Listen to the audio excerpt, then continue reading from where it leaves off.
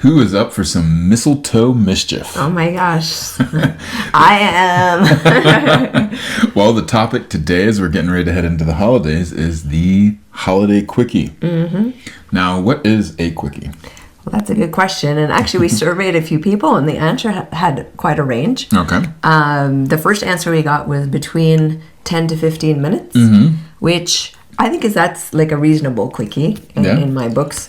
A quick quickie would be like 2 to 5 minutes, I think. And this isn't necessarily just penetration, I'm guessing. This is like you start making out and however long you have your I think when people mean quickie, they often mean like penetrative sex. Oh, well then 10 to 15 minutes, like they're doing pretty good if that's their quickie. That's the average. That's in the range of the average length of a woman to have an orgasm. And that's why quickies, like double or 3 times a man. The definition of a quickie is really independent. All right. Well, when I think of quickie, there's a couple things that come to my mind. All right. One is shorter period of time, which I guess you're saying is relative. Yeah. There's also kind of like this idea that you move quick. I don't think it has to necessarily be that way. No, you don't move quick. It just happens quickly. Yeah, but normally it's kind of like a Fast and Furious. That's what that's kind of depicted. I think slow quickies. I'm not debating that. We have quickies that could be 10, 15 minutes, which that could be like 3 months worth of sex for some couples. Jeez. Now, then there's also something about spontaneity. Mm-hmm. And so it's just like, boom, it happens on you fast. It's not necessarily anticipated. It could be anytime, anywhere. It's like the BMF belt. The one in UFC, the baddest motherfucker belt. Hey. Oh, we're not supposed to say that online? No. Okay, well, I think it'll be okay. Well, you'll have to beep that out. Well, the BMF belt does like, you'll fight anyone, anytime, anywhere. So this is like anyone, anytime, not anyone, anytime, anywhere. Your partner, it's a quickie. Okay. Oh, that doesn't mean anyone.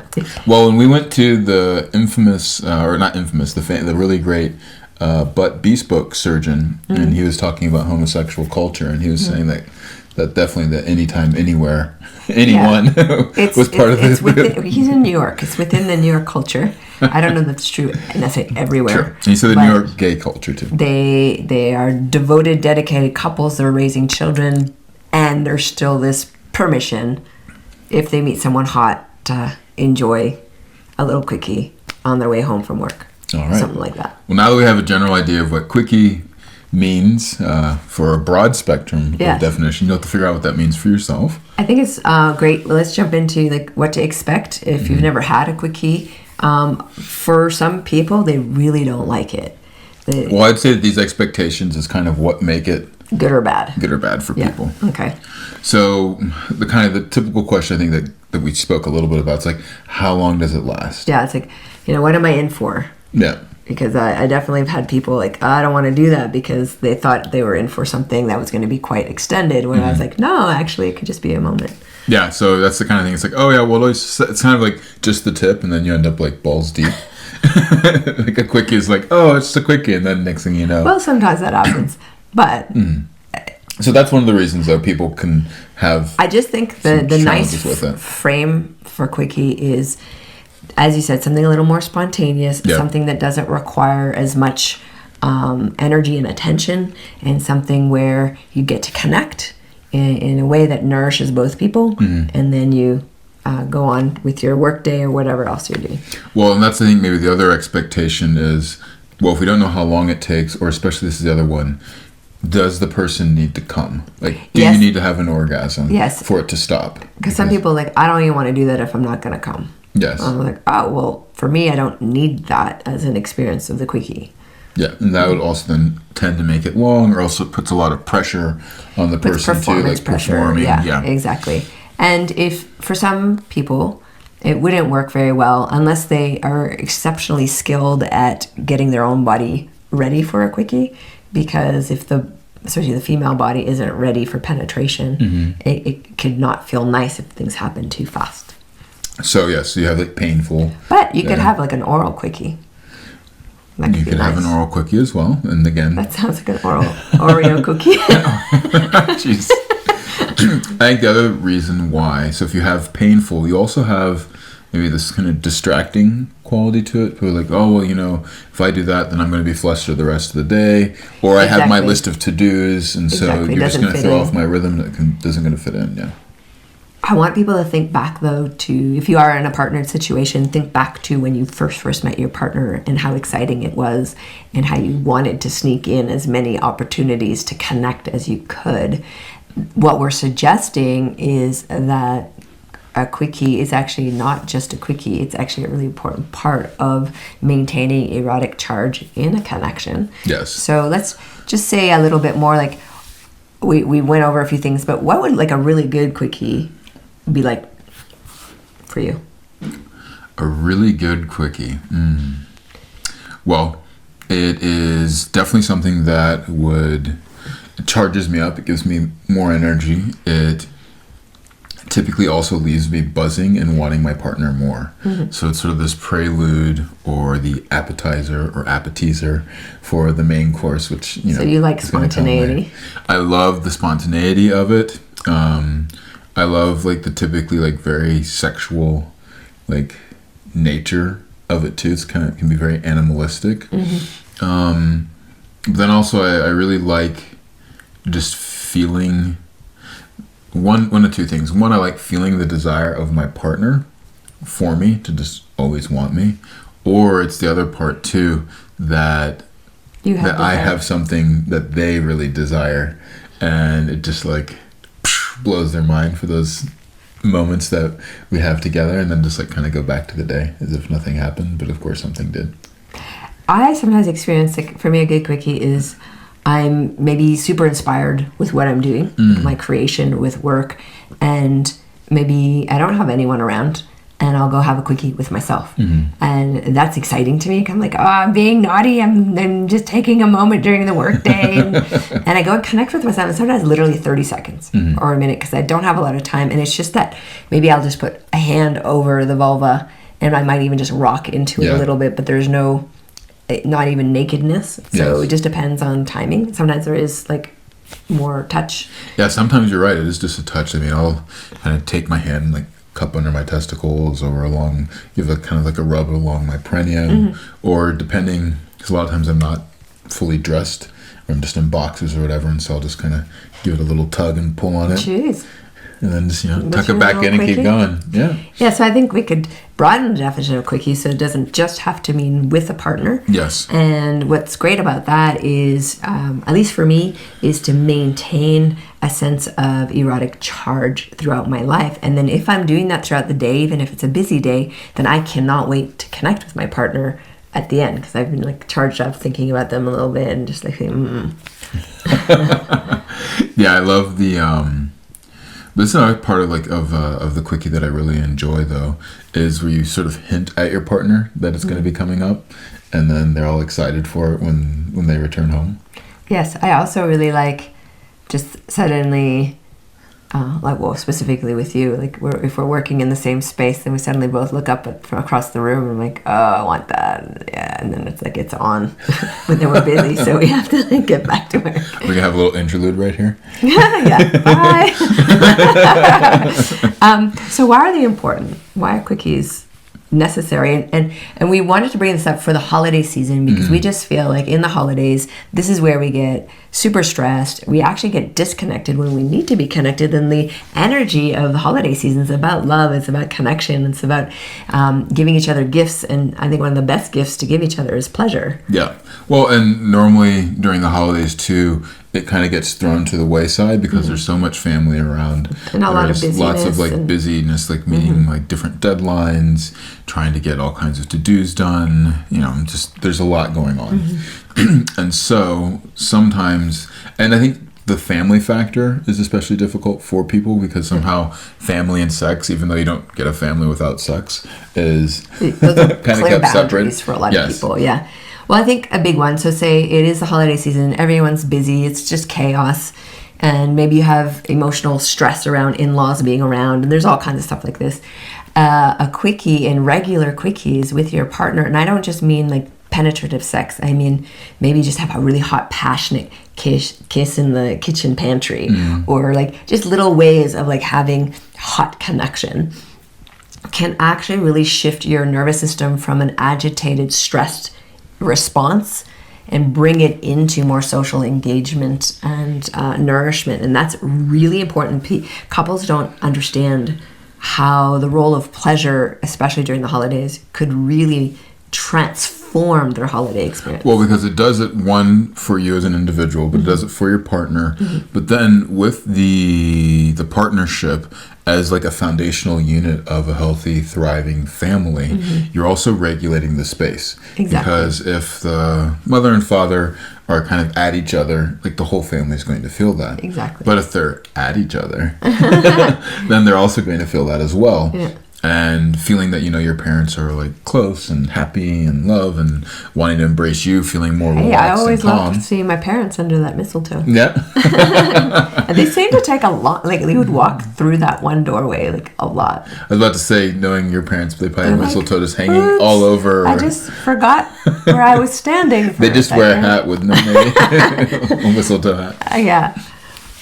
Well, I think also too that that one, it helps regulate the nervous system. The other thing though is that I feel that it gives like a lot of energy. And like a charge. Yeah, exactly. There gives like a charge, like a pep to the step, and you get excited to like see your partner. You get turned on by them, but then you just also are kind of oriented outwardly towards the space in a more charged and excited way because things look novel and new and your body's feeling good. I also think that when you're a kid, you try real hard to be nice because if you're naughty, you don't get any gifts from Santa. But I think when you're an adult being naughty, you're getting way more gifts, and who cares about Santa? So I do think there's the element of the cheekiness that can be really good for people. And if being cheeky and naughty is not at all appealing, it is a beautiful gift to keep creating a beautifully connected connection. So that is charged. It's not just like, have you done this? Have you done that? Did you get this? And where's the kids? Because that's also very taxing. Yes. Well, that's maybe another part too, is that added charge allows, and the ability to like regulate my nervous system, I think also allows me to be and exist in a more of a creative space as opposed to just like a to-do list space. So even though over the holidays you might not be working, you start to find more creative ways to have fun though and enjoy, or even if you're having discussions, to look at things from different perspectives than you have. Well, let's look at like if people actually took this on and had regular quickies. What's the impact? And let's look at it from a perspective of positive impact, the things that actually make things thrive, and also look at it from negative impact and how it actually can disintegrate. All right. Well, what I've seen it do for couples is, one, I feel like the level of appreciation and adoration of a partner like stays really high. Like both partners typically feel really appreciated and really desired if the quickies are something that's experienced, like that it's a good experience. Yes. This is important, right? Because maybe one of the partners is the one that carries more of the stress and the other one's the happy-go-lucky partner. And so that's also important to understand, like, how do you regulate both of those personality types? And so I think it's having a way to connect and like, hey, baby, I really want to help you with this huge list of things we need to do today. I'm going to help you a lot better if we connect right now. And you just even take a moment it doesn't have to be sex. It could be a kiss. It could be a hug, a really delicious hug. And it could be some fondling. It could be oral. And it could be all those things. But having that moment to really stay like, I want to participate in helping with all of this. And it's way more fun when we're connected. And right now, if I don't have sex for 3 weeks, I'm going to be really not a nice person to be around. So... Okay. Well, that would work for me. Yeah, exactly. So you spoke earlier about quickies like charging, but what's the negative side? Well, I think the way that a lot of people will approach a quickie is sort of the opposite of what we were speaking about. So as opposed to it being creative, it can be rather routine. Oh, like it's always the same. Always the same things you do. Now, that could also be the nice thing about a quickie, because you just jump in and you know what's going to happen. You know what's going to happen. You know it's going to be like good for what it is, and then you kind of move on. But I would say that that a lot of times that can lose the interest, though, like once you're no longer kind of the young couple, and you're like, okay, well, this is here, and you kind of do it just to like get the other one over the edge, which I think leads me into that second piece, is that as opposed to it being charging, a lot of people kind of look at it as a way to discharge. Okay, what do you mean by that? Like they're agitated. It's like I have an itch, I need to scratch it. You know? Okay. It's like, or I'm super horny, and so I need to get rid of this horniness. Yeah. So just get me off, which then leads you into the expectation that it needs to end with coming, one way or the other. And then you kind of go, into the performance, and you're like, well, how long is this going to take? It's not going to be a quickie because maybe it won't happen that fast. And then next thing you know, kind of spitting or the performance anxiety to make it happen. Precisely. Yeah. So do you feel that you get more energy from it? Definitely encourage you to have more quickies. If you feel that it's taken the energy away from you, how then could you do it differently? Well, that's kind of, we'll get into that in the second part, into the how. But it's an important piece, though, to recognize that maybe one of the reasons you don't like a quickie and you feel that it's distracting and doesn't make you creative is because it kind of, you're using it typically to discharge your energy to go to sleep, before bed. And so then next thing you know, you're like, well, I would never do this in the middle of the day because then I'm just going to throw off my whole day. Yeah. Well, I'm just really curious, too, like for people who are like, we are going to talk about the how shortly in a few minutes in the explicit part. But in this part, could we give just a little tip, like something to make a quickie like more fun? Because you were saying like for some people, the spontaneity is really fun, but then it doesn't work for people that have anticipation. Could you just touch on that a little bit? Well, and we'll go into some more in the other one, but in the second half, but really talking about not just the physical arousal part and keeping that high, but then also keeping the mental arousal part high. Okay. So here's a good thing. So a lot of times people that will experience a quickie as a good thing is because they experience it as it's like connecting. Or when it's typically something that's not as good is when it's like, okay, I do this just to appease my partner. Okay. Yeah. And appeasement is not a great. Yeah, because you're like, I need to take care of this other chore that I'm doing. And that normally leads to the person. Unless you can find pleasure in the appeasement.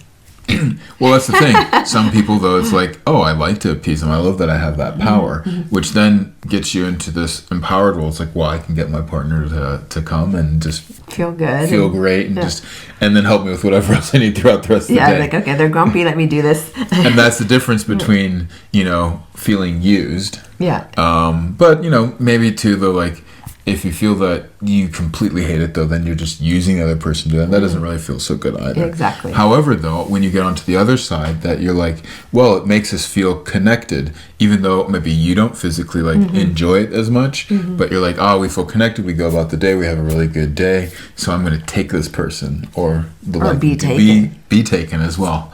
So I have this funny flash in my head of like, just being surrounded by all these open gifts that are being wrapped and just like there's absolute chaos and there's this like list of things to do still, and then suddenly having my partner like just clear a space away from all the wrapping paper and just take me right there just for a few minutes, and then like, all right, we're good, and I'm like, what just happened?